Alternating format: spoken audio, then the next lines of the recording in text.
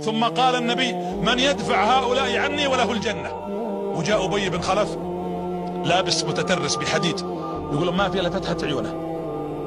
قالوا: وراك لابس هذا اللبس؟ قال: إني قال لي محمد في مكة، يقول جبت فرسي ومريت على محمد عند الكعبة، قلت: لا أقتلنك يا محمد في يوم من الأيام، تخرج بس من بني هاشم وأعرف كيف أقتلك. سمنت فرسي لأجل قتلك. قال: أقتلك عليه إن شاء الله، أنا اللي بذبحك عليه. ودخل هذا الرجل، ما يعرفون من هو المسلمين، وكان يقف عند النبي طلحة، فسمع صوت الفارس: أين محمد؟ الرسول الحين بين الصحابة، فسمع الصوت، الرسول عرفه: أي نعم، أبي بن خلف. يقول اسمه طلحة، هذا صحيح مسلم. قال: فنفضنا رسول الله. قال: دعوني وإياه. يقول: وشال الرسول رمح، والله إنه رفع رمح فارتفع معه رجال من قوة رسولكم صلى الله عليه وسلم، وشال الرمح ورماه فيه ويضرب هنا في عينه. شوف الرسول، لأنه عارف أنه لابس حديد. يقول: فجرح فأخذ يركض: قتلني وقد قالها لي، قتلني. يقول: فذهب فوجدوه ميتا في مكانه، وقتله محمد صلى الله عليه وسلم. استشهد عدد كبير من الصحابة رضي الله عنهم.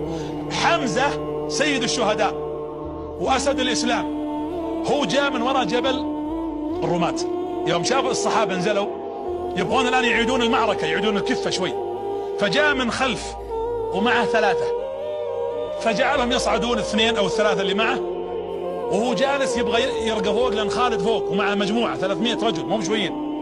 إذا قتل خالد في ظنه سيستطيع أن يسيطر على جبل الرماة ويمشي، وخطته كانت ماشية. فجأة من زاوية لم ينتبه لها حمزة، كان فيه رجل يتربص به وحشي، أرسلته هند بنت عتبة، قتل النبي أبوها وزوجها، حمزة قتلهم في معركة بدر.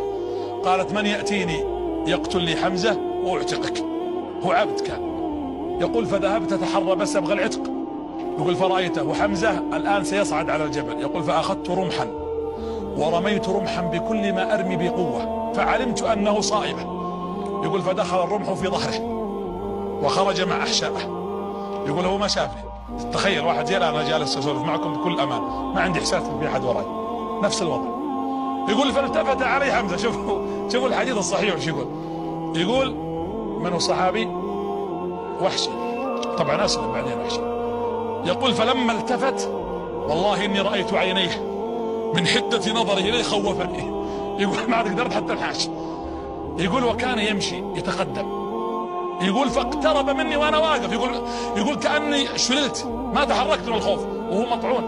يقول: فلما اقترب عندي سقط رضي الله عنه وارضاه، ومات في ذلك المعركة. حتى جاء النبي فرآه فانتحب، بكى الرسول بنحيب، ودعا الله سبحانه وتعالى، لأن النبي تأثر بموته.